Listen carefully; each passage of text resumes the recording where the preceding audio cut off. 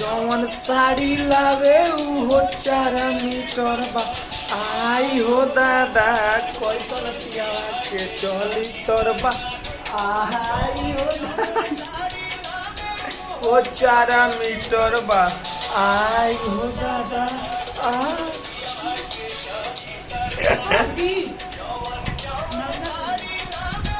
कितना खुश बाड़ी।